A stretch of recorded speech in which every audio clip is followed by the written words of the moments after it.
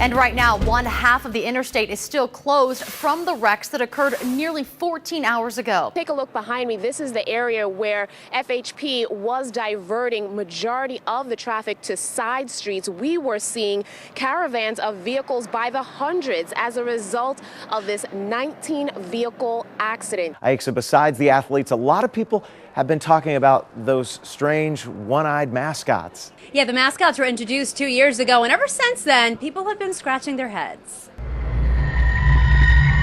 They're quite creepy looking. Olympic mascot Wenlock and his Paralympic friend Mandeville are certainly eye-catching. What do you think of the eye, the one eye? It's a bit freaky. I think they look like aliens with one eye.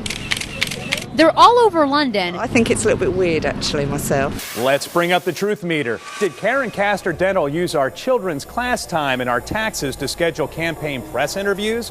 The truth meter rings false. In all, we have more than a month's worth of local programs that zero in on local races that touch every county in Central Florida. But we begin with a closer look at those amazingly close numbers right here in Florida in the presidential race. Let's toss things over to Sion Rhodes in the WESH-TV newsroom tracking those results. Yeah, and we want to start by taking a look at Orange County, which has really been an indicator of what is going on in the rest of the state. For much of the night, President Obama has led here in Orange County.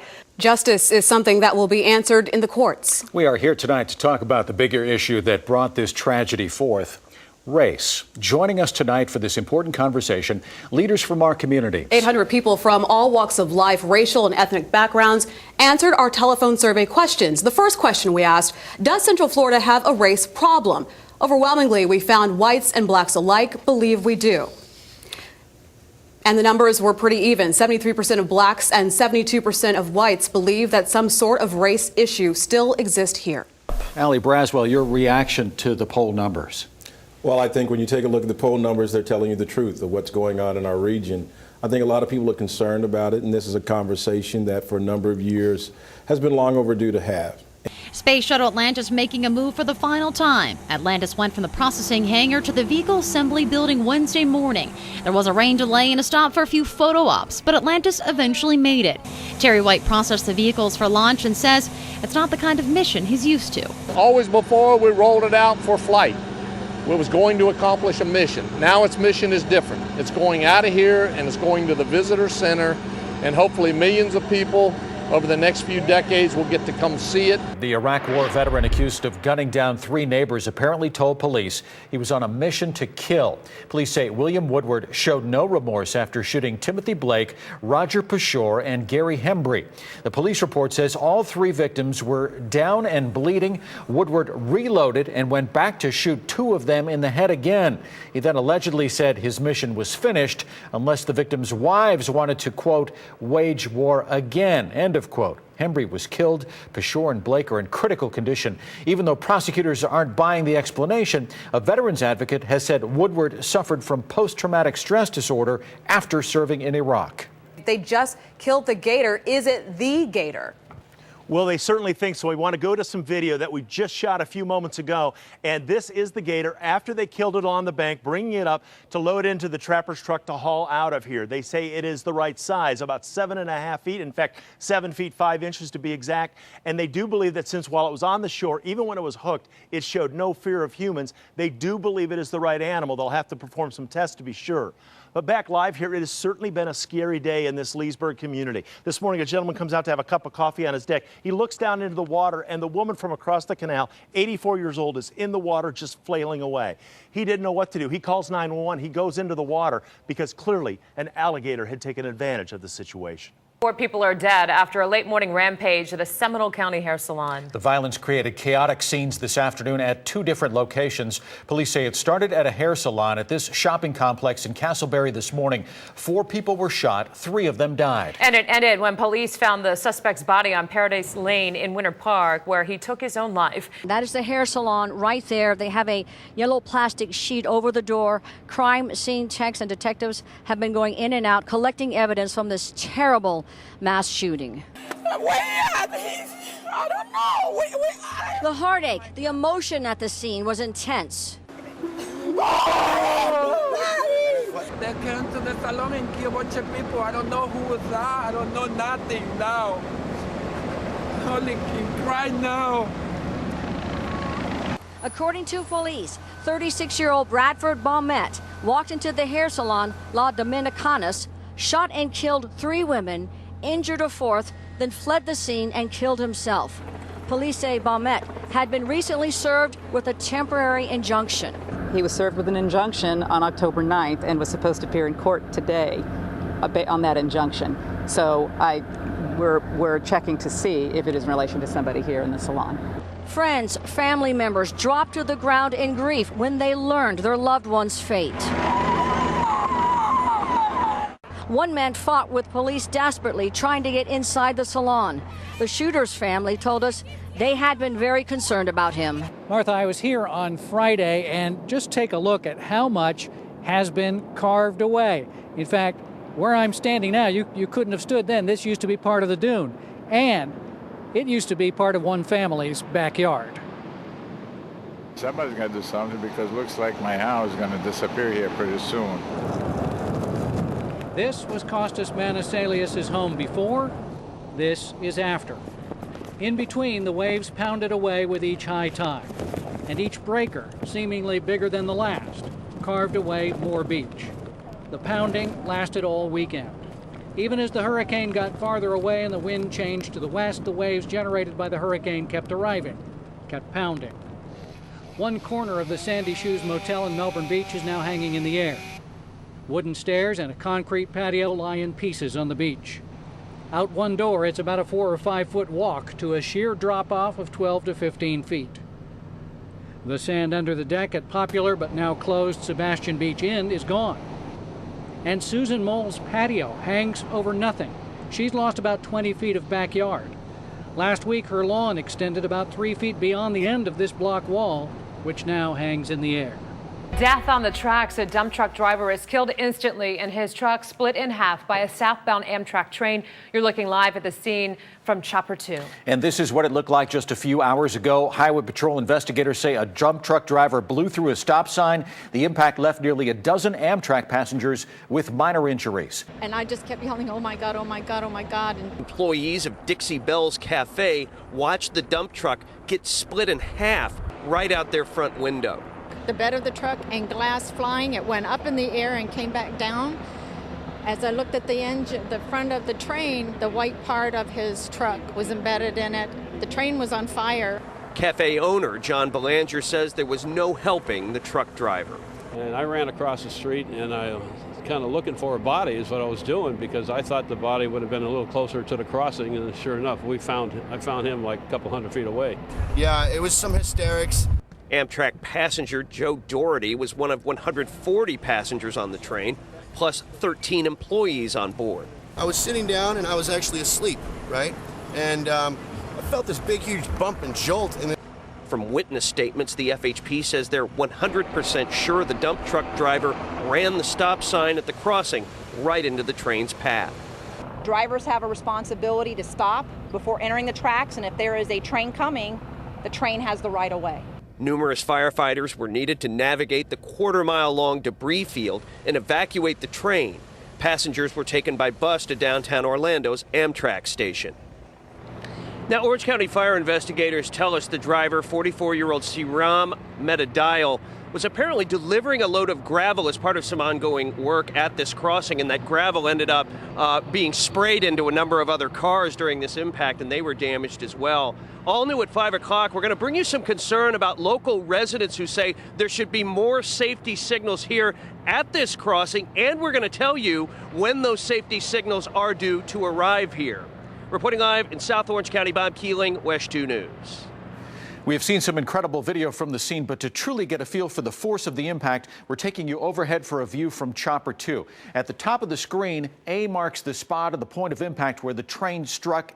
At the bottom, H shows where the train stopped and what's left of the truck came to rest. Now, in between, we count 2 train engines and 9 passenger cars. The engines are each 69 feet long. The cars measure 85 feet, so calculating the distance between the point of collision where the truck finally stopped, we've got about 903 feet or 0.17 miles. Right now, escaping death. Everybody out of there. A small plane dive bombs from the sky and explodes into a local Publix. Chaos. between aisles 6, 5, 4, and 3.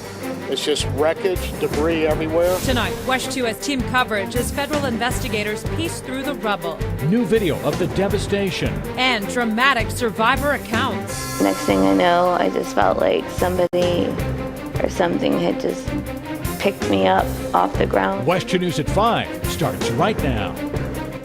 First at 5, a crash, an inferno, and chaos. Shoppers run for their lives after a small plane spirals out of control and slams right through the roof of a local Publix. Miraculously, everyone survived. A gaping hole is left in the roof of the store on International Speedway Boulevard. A look from Chopper 2 shows charred wreckage and scorched merchandise. Breaking tonight, federal investigators have pulled out the engine of that plane and are sifting through the damage, trying to figure out what caused last night's wild crash. Good evening. I'm Jim Payne. I'm Martha Sagowski. NTSB says there's not much left of the plane. 911 callers knew the gravity of the situation instantly.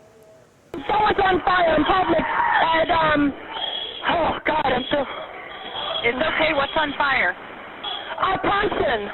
A person? Right. And the building's on fire too. Okay, get everybody out. Okay, we gotta go. 5 people were injured, the pilot and his passenger, and 3 people in the store. The experimental plane is registered to Illinois attorney Kim Presbury. He suffered third-degree burns. Thomas Rhodes was the other man on board. The store is closed indefinitely as this investigation unfolds. WESH-2 has team coverage. Chopper Dan McCarthy explains why this was the best possible outcome in a worst-case scenario. Dave McDaniel has stories from witnesses and survivors. But we start with Claire Metz and breaking information from the NTSB. Claire? Yeah, Jim, we just talked with NTSB investigators, and they really gave us an update about what's going on. Chopper 2 has been above it all this afternoon, so this gives you a real bird's-eye view of the recovery effort. The plane debris that was inside is about 80% out now, leaving just 20% in there, and they believe their salvage effort will be complete today. Then they will take all of this to a facility in Groveland, Florida, where they will try and put it all together, piece it all together, try and figure out what went wrong here. There is not much of this plane left at all.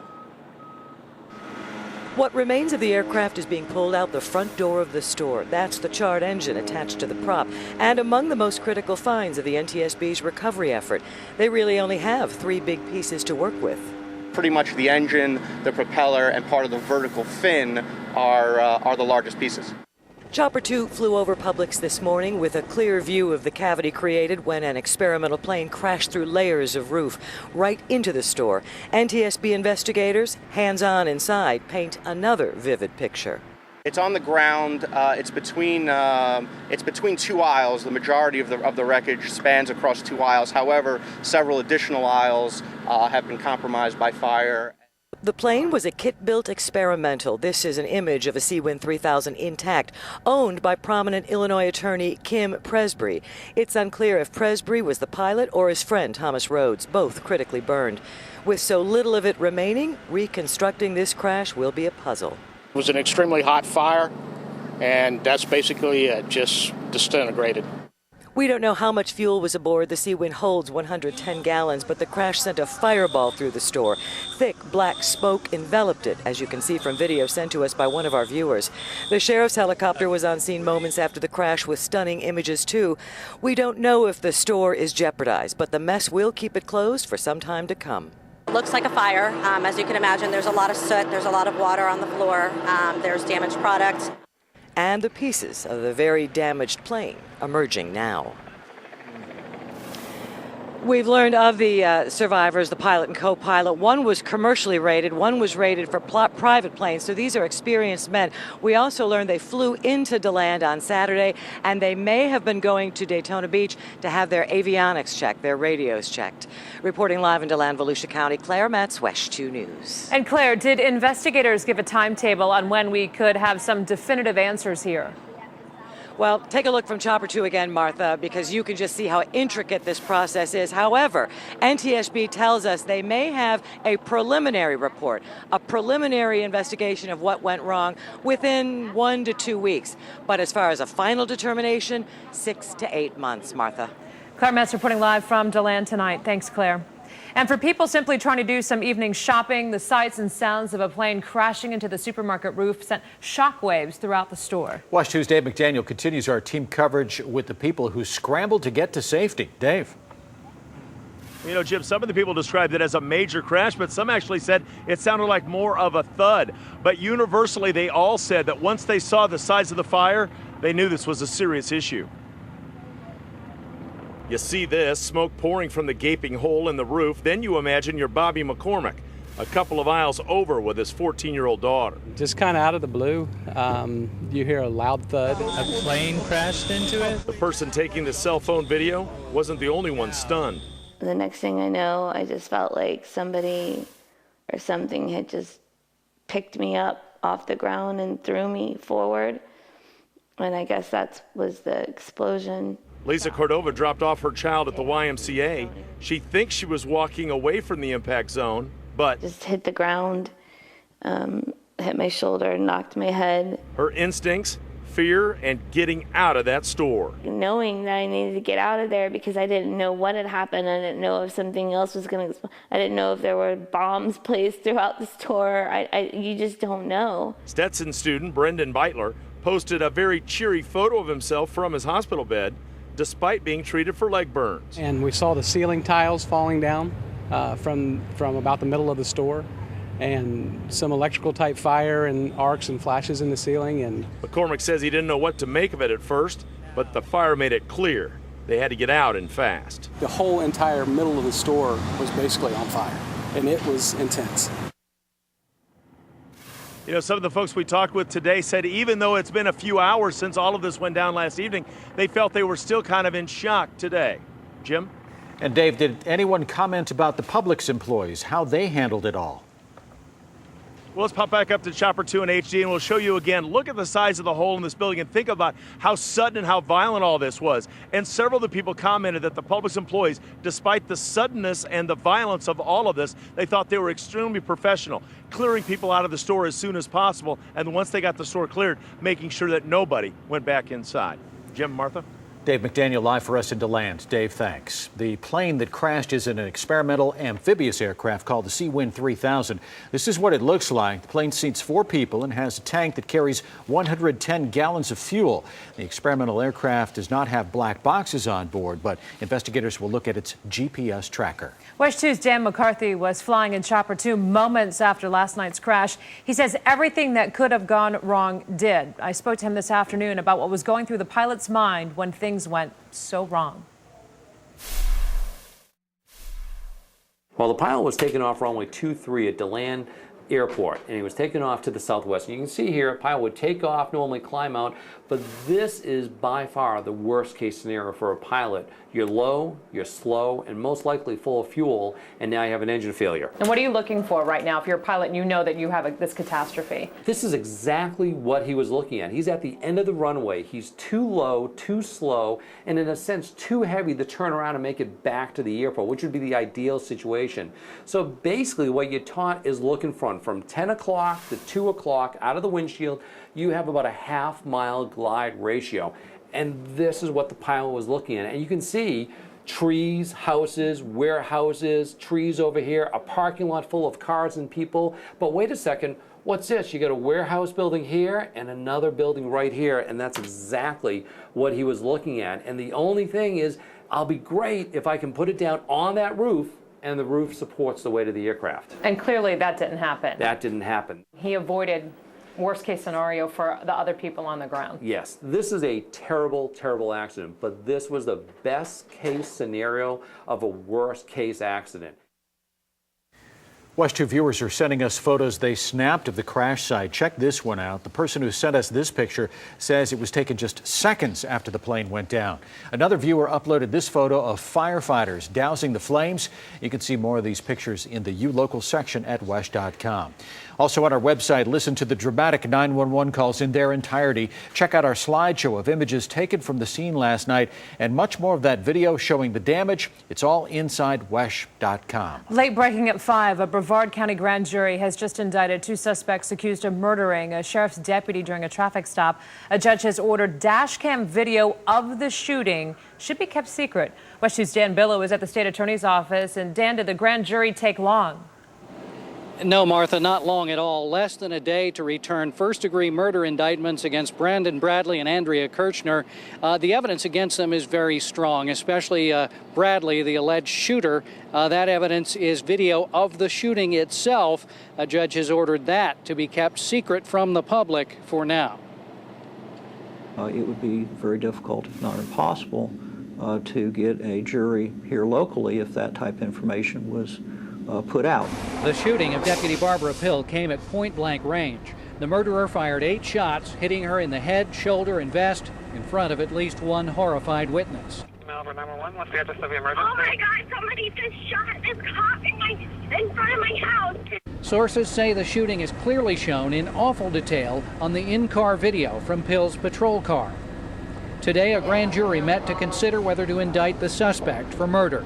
The proceedings were secret, but presumably the grand jurors are watching that video. It's the central piece of evidence. A judge has ruled that the video must otherwise be kept secret, while it can be shown to the grand jury and to the jury that hears the cases against Brandon Bradley and co-suspect Andrea Kirchner. The judge fears it would go viral on the internet if publicly released, even though it is not likely that mainstream media would show the murder. But the rest of the world would just, they could do whatever they wanted to with it, and it clearly would not be a very pretty sight. And here you see the state attorney handing to the judge those true bills, the indictments about a half hour ago of Bradley and Kirchner for first-degree murder. So again, that video will be shown to the jury that hears the murder case eventually, but the judge does not want that out in the public so that the people who will eventually become jurors would see it before the trial. We're live in Viera. Dan Billow, WESH 2 News. A retired local elementary school teacher has pleaded guilty in federal court to traveling hundreds of miles to have sex with children. Dale Cassena is accused of flying to Kentucky in February of last year to meet the mother of 9 and 11-year-old girls for sex. The 60-year-old retired Orange County teacher made the trip while out on bond for local child porn charges. Sentencing is set for June 14th. New trouble for a local boxing star. Hector Macho Camacho is under arrest here in Orlando. What he's accused of doing to a child. That's next at 5. Then the job of mayor of Orlando is on the line tonight. Why this latest election could be very expensive for the city. Tony. And Jim, right now we continue to watch this little disturbance up towards Tallahassee. May pull in some moisture across central Florida. While out west, big time tornado outbreak. Martha, more on that story straight ahead. And breaking news in Texas, remarkable video of a tornado tearing up everything in its path. You're watching WESH 2 News at 5. Former world champion boxer and Orlando resident Hector Macho Camacho Sr. now facing a child abuse charge. Deputies say he turned himself in at the Orange County Jail last night. Camacho is accused of getting violent with his 12-year-old son in a dispute over money. WESH 2's Bob Keeling joins us live from the courthouse. And Bob, can you tell us about the charge? Well, Jim, court papers show that the 49-year-old former world boxing champ who fought the likes of Sugar Ray Leonard and Roberto Duran went into his ex-wife's home on John Young Parkway and started demanding money. Now, he told Camacho's 13-year-old son told investigators that Camacho Sr. came into the room, started trashing it, and then demanded to know where his black bag was with $4,000 in it. When his son said he didn't know, investigators say Camacho picked up the boy who was 12 at the time, he's now 13, picked him up by the neck, slammed him down, and stomped on his leg. Investigators say they later found marks on the child's neck. He also complained of leg pain. Now, it's interesting to note that this incident involving the former world boxing champion took place in March of last year. And after reviewing some inconsistencies, the state attorney's office in November went ahead and pressed the case. And according to court records, that's when this arrest warrant was issued. Then finally, Camacho Sr. last night turning himself in at the Orange County Jail, bonded out quickly on $5,000 bond. This is a third-degree felony charge that he's now facing. We did some research and found out that Camacho Sr. has been arrested on felony charges twice before, going back to 1995 here in Orange County. Both of those cases were later dropped. Reporting live at the Orange County Courthouse, I'm Bob Keeling, WESH 2 News. Orlando residents have less than 2 hours left to vote in local elections before the polls close. The mayor's job and 4 city commission seats are at stake. WESH-TV News was out earlier today at a couple of the precincts. The traffic was light and voters say they were in and out in just minutes. If turnout continues to be light, this could be a very expensive election. WESH-TV political reporter Greg Fox is here now. And Greg, city leaders decided to have their own election date. They did, and city leaders could have decided to hold elections in January during the presidential preference primary or in March, along with other cities in Orange County. But because of uncertainty about the election calendar, they decided to go at their own date, and that will cost taxpayers more money. First, the major race on tap today. Voters citywide will decide if Buddy Dyer gets another 4 years as mayor. He's been on the job since '03. His challengers, city commissioner and local attorney Phil Diamond, local business owner Ken Mulvaney, and Michael Cantone, who was most recently the political director for Organize Now. In addition to the mayor's race, voters are going to the polls to elect 4 city commissioners. 3 of the seats are held by incumbents and all have challengers. The District 1 seat, being vacated by Diamond, is open and has 4 people fighting to win that post. Turnout is very light today, and latest figures from the election supervisor put the total from the polls, early and absentee voting, at just 15% as of 4 o'clock today. That has some voters believing the more than $200,000 expense for this election is not worth it, and others angry that their neighbors did not come out to vote. Do you think city leaders would have been more prudent to save that money? I think it would have been much more prudent to save that money. Considering everything they're cutting, it seems like nobody knows how to balance a budget without cutting services, which is the wrong way. It is disappointing. I know there's a lot of issues and things going on in Orlando that needs to be fixed, so I think it's important that we come out and vote. Had the city piggybacked on the presidential preference primary, the cost to taxpayers would likely have been less than $20,000. Polls remain open until 7 o'clock tonight. If any one candidate fails to get 50% plus 1, there will be a runoff between the top 2 finishers May 1st. Jim? Greg, thanks. Be sure to tune in to WESH-TV News tonight to find out who wins the big local races. We'll also have all of those results for you on WESH.com. Late breaking tonight, must-see video of a massive tornado barreling down on part of Texas. Take a look at this. The twister tossed 18-wheelers through the air as it hit a couple of towns just south of Dallas. Tornadoes also caused some damage within Dallas city limits. We saw people outside walking around just moments after the storm had passed.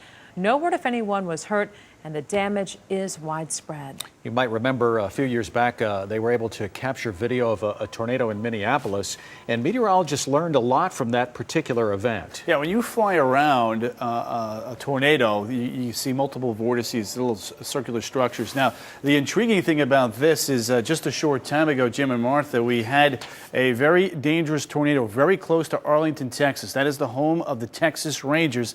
They were supposed to be in action tonight. As I'm understanding it now, they have an exhibition game that is probably going to be canceled because of all the debris in and around the area. Arlington, Texas mayor, state of emergency now the next 7 days. American Airlines, remember, Dallas-Fort Worth, this is the hub of American Airlines. All of the evening flights have been canceled. Here is the very latest line and look in on that severe weather now in and around Arlington, Texas, Dallas-Fort Worth, and the worst of it now is passing just to the east of Dallas, Texas, on over towards the Arklatex here. So we'll have to watch this throughout the evening hours. Looks like it's going to be a busy evening now across northeast Texas. All right, let's head back to the maps. Now I wanted to show you our satellite radar. There's an intriguing little feature right here. Right over Tallahassee, that is beginning to pull in a little bit of moisture across northwestern sections of our viewing area. So we'll have to watch Marion County here. We're going to switch it on over now to the Doppler radar out of Tampa Bay. You can already see some of that moisture just northwest of Cedar Key, and even a few showers now popping up right here. Here is Ocala. There's Ocklawaha, the Villages. A little shower now popping on up, I think, out ahead of that little disturbance there over I-10. While that's going on, we have the East Coast sea breeze. So later on this evening, we'll have to wait and see if there's going to be enough moisture around to wring out a couple of mid-evening showers. But I think the main energy is going to be up here. Note the afternoon highs now.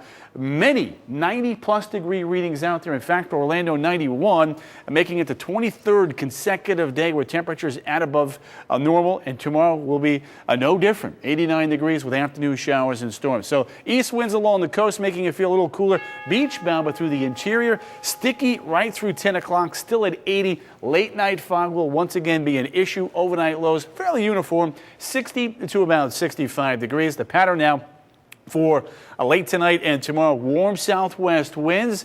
Afternoon showers and storms get going. Could be briefly heavy right there along the immediate coastline of Brevard and Volusia counties. Look at these afternoon highs through the interior. Close to 90, but not there, with a few more clouds and afternoon showers and isolated storms. I think that will more than likely keep us below the 90-degree mark. Afternoon showers and storms, coverage at about 30%. Noontime temperature of 82 after the morning fog. As we get into Thursday and then on into Friday, with a disturbance coming on by, rain chances going up. The good news for the holiday weekend, rain chances going down and very low humidity. Ahead at 5, a deadly shooting rampage. They stood up in the class and just started firing. Witnesses describe the horrifying scene, and investigators release new information on the gunman. Then beefed up baggage fees. A major local airliner rolls out a pricey new charge for carry-on bags. Plus, hear the panic. Oh my God, an airplane just went into the public. I hear the sirens already. Oh my God. Coming up, the most dramatic 911 calls following the local Publix plane crash. This is WESH 2 News at 5.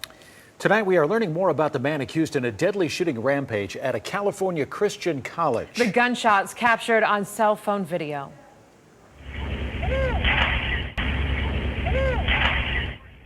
Police say the suspected shooter, 43-year-old One Go, is a former student at Oikos University in Oakland, expelled from the school earlier this year. Investigators think he was targeting a female administrator yesterday, but when she wasn't there, he just opened fire.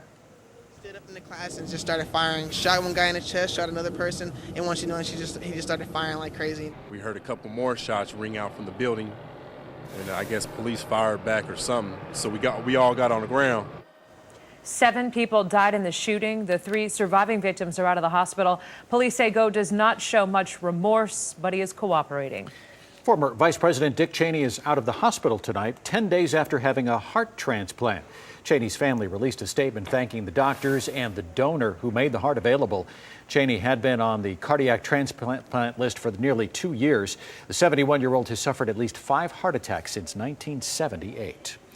A plane plummets from the sky and crashes into a local Publix. We continue our team coverage next at 5:30 with late-breaking information just in from federal investigators. Plus, Publix and a plane just crashed into the store. We're on the way out there, ma'am. Are you injured? No, I'm not injured, but I'm scared. Here's some of the most gripping 911 calls made moments after last night's crash. Local, live, late breaking. This is WESH 2 News at 5 with Martha Zagowski, Jim Payne, and weather with Chief Meteorologist Tony Manalfi. This is WESH 2 News at 5 in high definition.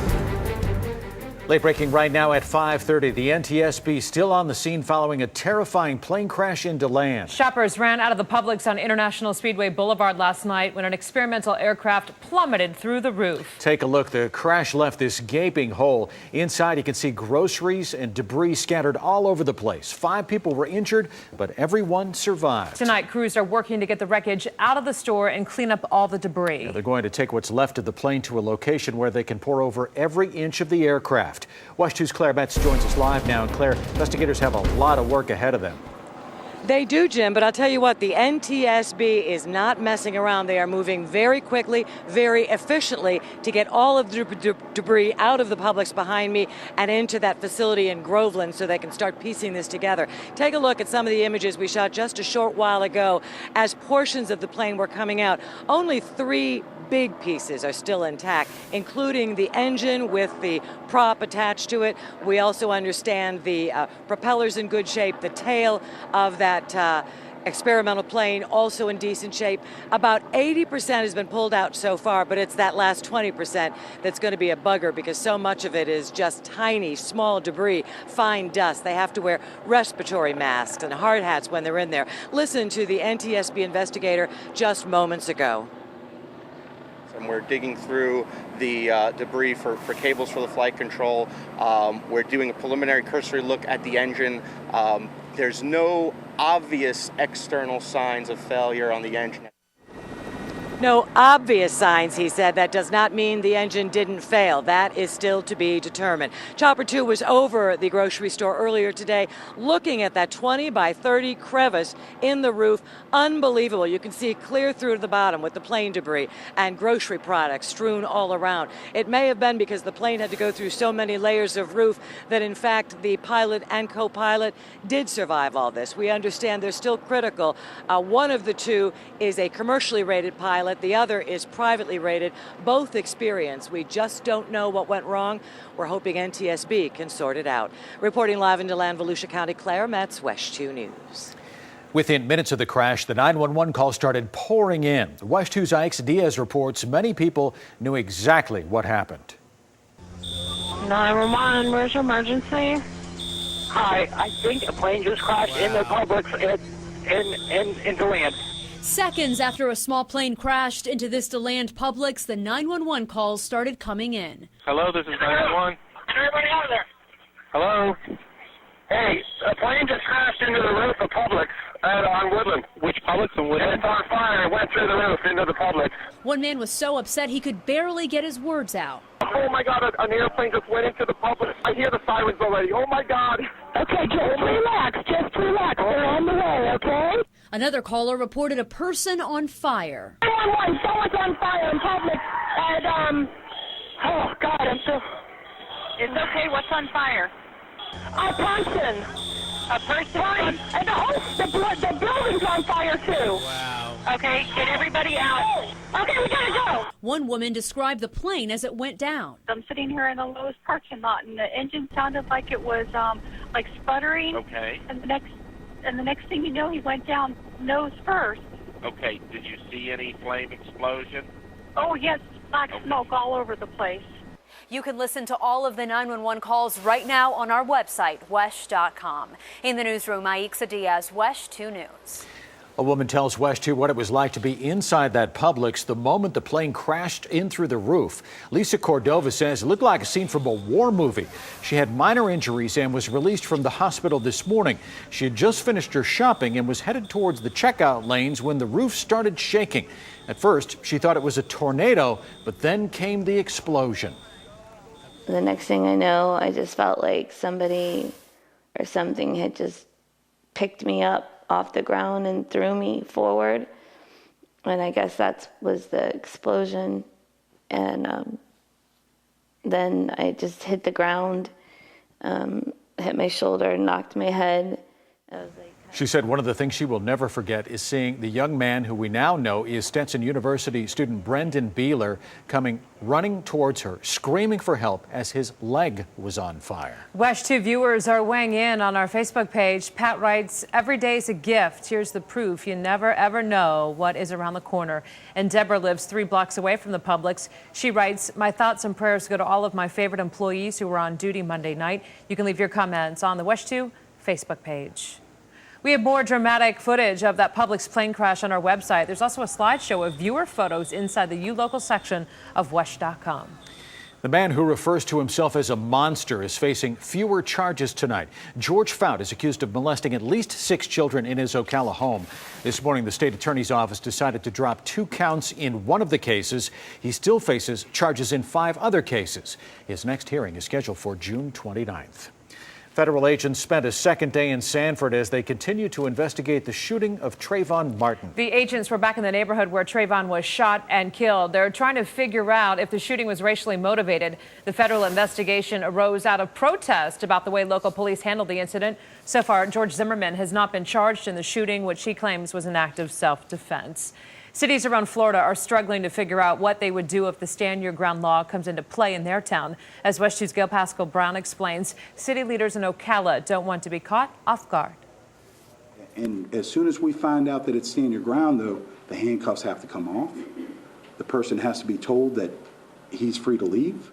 Ocala police explained the Stand Your Ground law that took effect in Florida in October of 2005. Now People across the country are calling on states to repeal it in wake of the shooting death of 17-year-old Trayvon Martin. George Zimmerman, a neighborhood watch volunteer, shot and killed the Miami teenager during All-Star Weekend. Zimmerman said he was attacked by Martin and shot in self-defense. Trayvon Martin was unarmed. State Representative Dennis Baxley of Ocala, who enacted the law, says it's a good and clear law. I meant for us to stand on the side of law-abiding citizens, that if they're attacked, they can protect themselves from harm. There's nothing in the statute that authorizes pursuit and confrontation. Most citizens speaking today in council chambers support the Stand Your Ground law.